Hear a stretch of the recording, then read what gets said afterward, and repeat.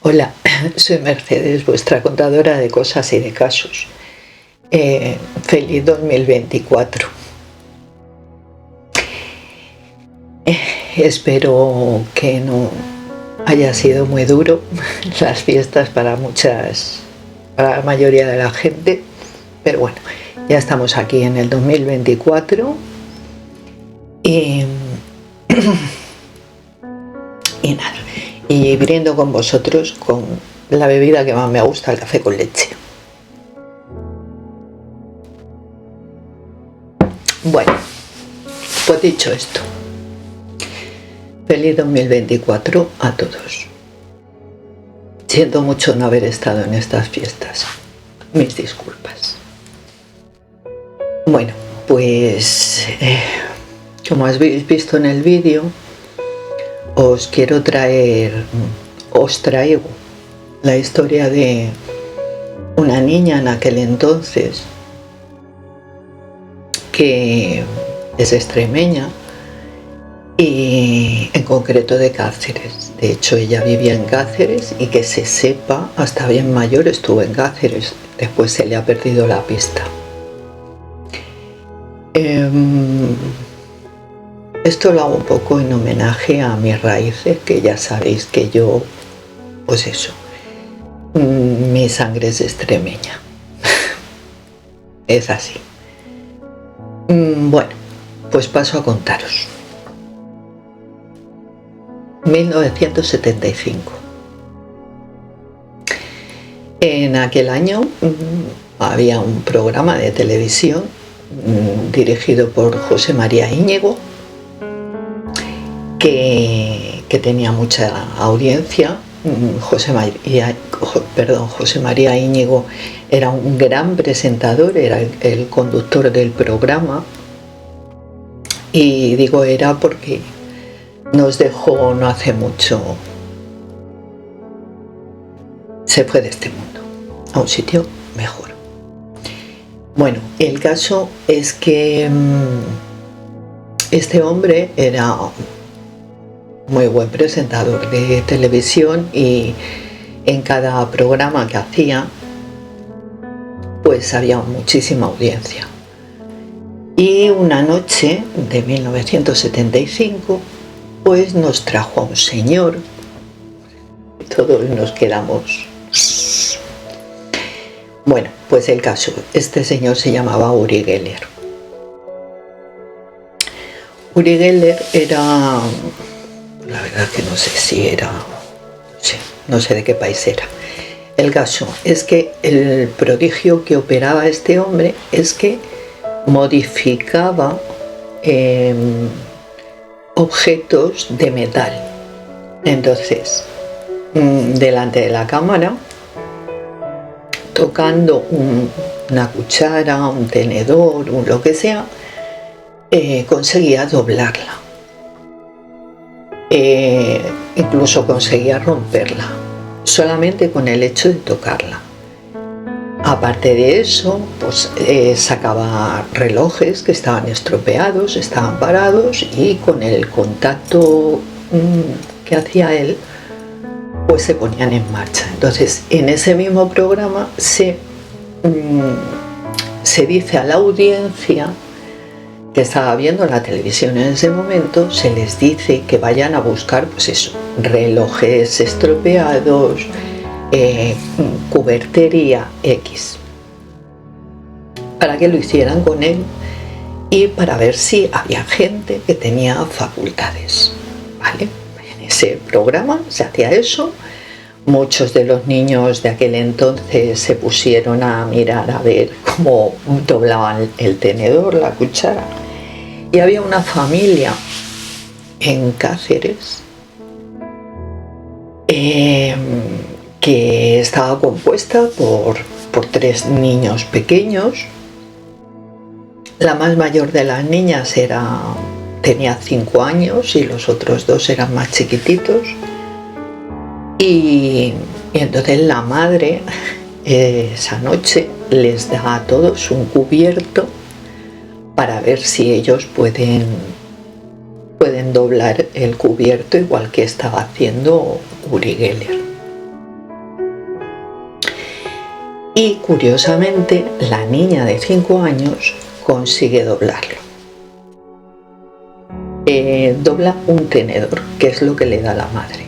Es lo que más a mano tenía, y a la niña, como era más mayorcita, le da el tenedor, y a los otros más pequeños pues no sé qué les dio. El caso es que a partir de ahí pues esta niña empieza, claro, se dan cuenta, la madre se da cuenta que la niña tal la madre es muy aficionada a todo lo paranormal, entonces se vuelca mucho en la niña, pues eso, a ver si la niña tiene poderes, pues esto tiene que desarrollarse, ¿vale? Entonces se empieza a conocer,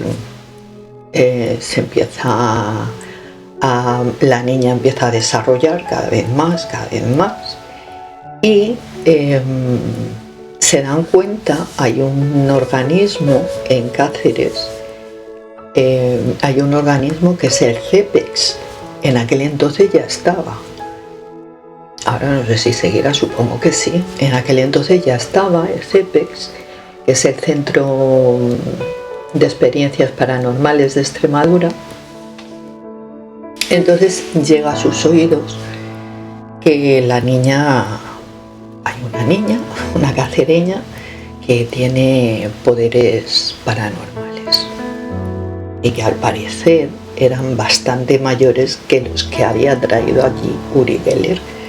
Y luego con el tiempo dicen que se demostró que era un fraude. Yo no lo sé. Los fenómenos empiezan y terminan. Las personas llegan a un límite y luego bajan. Los países les pasa lo mismo. Entonces, el caso es que esta niña tenía unos poderes maravillosos, la llevan al CEPEX, le hacen un montón de pruebas de todo tipo, de telepatía, de telecinesis, de todo. Entonces la niña va dando respuestas buenas. El problema que tenía la niña con doblar el metal era que, por ejemplo, como a ella la madre le dio desde el principio un tenedor, ella lo que hacía era visualizar un tenedor. Entonces visualizaba otro tenedor y empezaba a tocar el tenedor físico que ella tenía, y ella se imaginaba que el tenedor imaginario era el que se doblaba. El caso es que como tenía la imagen de un tenedor, no podía doblar otras cosas. Esto en las capacidades de una niña o en el mundo real de una niña, pues era lo que había. Pero sin embargo, los experimentadores, los expertos del CEPEX, lo que hacían era, por ejemplo, le ponían una cuchara para que la doblase. Entonces le ponían el tenedor debajo para que ella visualizara y al final lo doblaba todo. Bueno, pues eso es una cosa más. ¿Qué pasa? Que a esta niña se le hacen todas las pruebas posibles y la niña va dando, pues que eso no es ningún fraude, que la niña tiene unos poderes parapsíquicos importantes, ¿vale? De ahí se interesan del Hospital General de Cáceres, se interesan también en ella, y junto con el CEPEX le hacen varias pruebas entre psicólogos y psiquiatras. Le hacen un montón de test que yo no sabía ni que existían. Una cantidad de cosas tremenda. La niña no resulta ser una niña realmente con una inteligencia grande. Es una niña, pues tirando a normalita en cuanto a inteligencia. La niña que le cuesta mucho los estudios, en fin. Todo esto siguen adelante y ya con 16, 17 años la cría pues yo no sé, supongo que serían de las malas decisiones que toman los padres muchas veces con los hijos. Y la empezaron a llevar a programas de televisión, con lo cual pasó a ser un espectáculo de circo.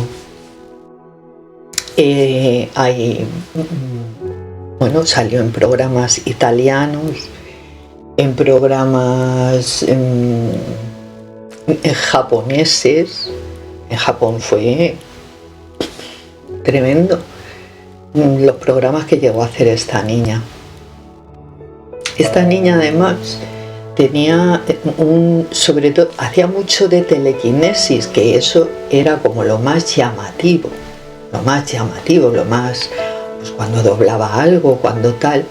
Llegó a doblar un metal que estaba dentro de un envase de cristal, lo llegó a doblar y a volverlo otra vez a su forma, dentro de un cristal. O sea, los poderes telequinéticos de esta niña eran tremendos. Y todo eso era como muy llamativo, muy de circo. Pero sobre todo esta chica empezó a desarrollar muchos portentos a nivel mental. A nivel, pues eso, de precognición, de premonición. Entonces, por ejemplo, de telepatía. Pues, por ejemplo, le ponían un sobre opaco, dentro había un color, o había una frase, o había lo que sea, y lo metían en una caja, y ella, concentrándose, sabía cuál era el color o cuál era la frase. Aquí tuvo una cantidad de aciertos de hasta un 90%, y los no aciertos que tuvo fue porque ella decía que lo que hacía es que con su mente era como que quemaba la caja, quemaba el sobre, y entonces podía acceder al color que le habían puesto o a la frase que le habían puesto. Entonces, ¿qué pasa?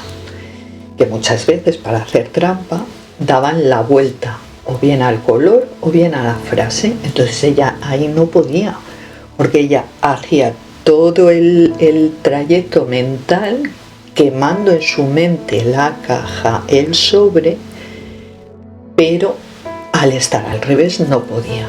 Entonces ella decía que para ver estándolo al revés tendría que quemar la mesa por debajo, quemar mentalmente, no hablemos de... Entonces tuvo una cantidad de aciertos tremendos para lo que es. Porque tenemos ahí una Nina Kulagina, que era en rusa, que el gobierno ruso estuvo fomentando mucho todo ese tipo de cosas, y a lo mejor conseguía cosas muy, muy pequeñas, o mover algo en una distancia muy chiquitita, cosas de esas. Y Nina Kulagina, cuando terminaba de hacer aquello, terminaba exhausta. Perdía peso, perdía líquido, tremendo. Terminaba hecha polvo para a lo mejor hacer que una cerillita recorriera esto. Sin embargo, Mónica Nieto hacía todo lo que hacía y lo único que le subía la frecuencia cardíaca de 80 a 90 y subían 3 décimas de temperatura, es decir, que si su temperatura era de 36,5 llegaba a 36,8, o sea que tampoco eran unos cambios físicos ni que la dejaran exhausta ni que la hicieran daño a ella, ¿vale? Entonces, pues eso.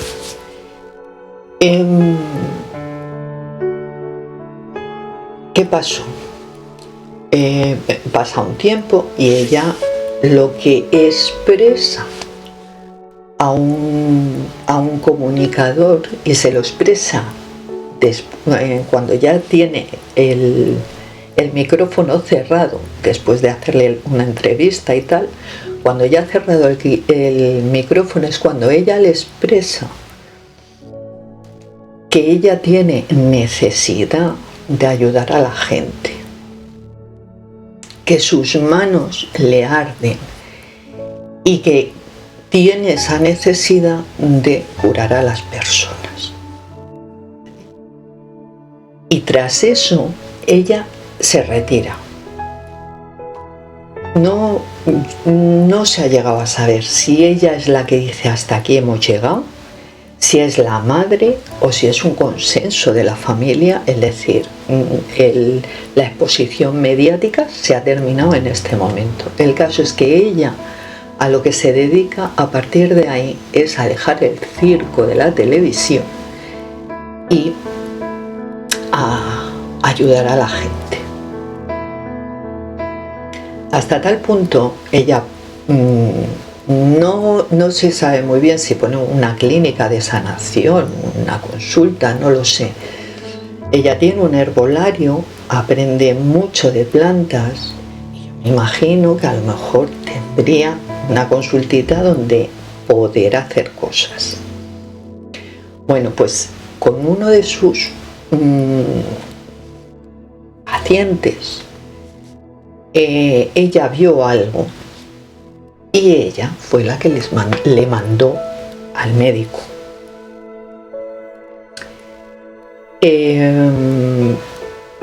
Hospital San Pedro de Alcántara, en Cáceres. Allí hay 2 médicos que reciben a este paciente y entonces este paciente les dice exactamente lo que le ha dicho Mónica. Y gracias a eso consiguen saber qué es lo que pasaba y cómo actuar. El caso es que esos 2 médicos al final colaboraron durante mucho tiempo con Mónica Nieto.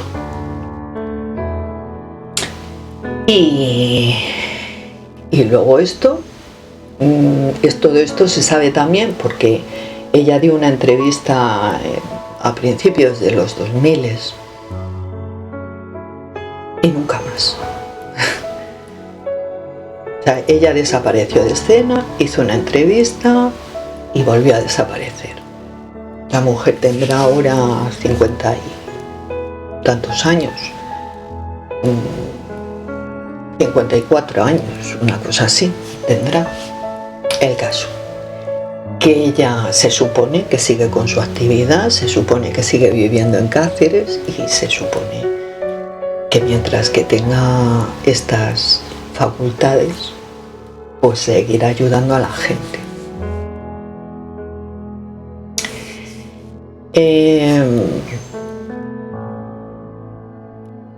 ¿Ha desaparecido del campo mediático? Sí. Y es lo más lógico que puede hacer antes de meterse en más follones, porque era lo que decía antes. Las personas tienen un punto donde llegar en la que son lo más de lo más y el mundo se vuelca con ellas y después cuando a alguien le interesa que ese personaje caiga, cae. Eso lo hemos visto siempre. Y pasó, por ejemplo, con Uri Geller y ha pasado con muchísima más gente que ha salido.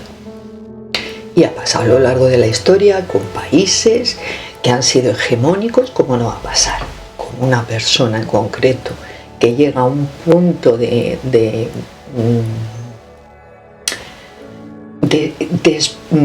iba a decir especialidad, pero no, de ser especial, y ya hay alguien a quien no le interesa que siga siendo especial y sencillamente algo pasa y cae. Y creo que os he contado todo lo que sé de esta chica. Mi opinión personal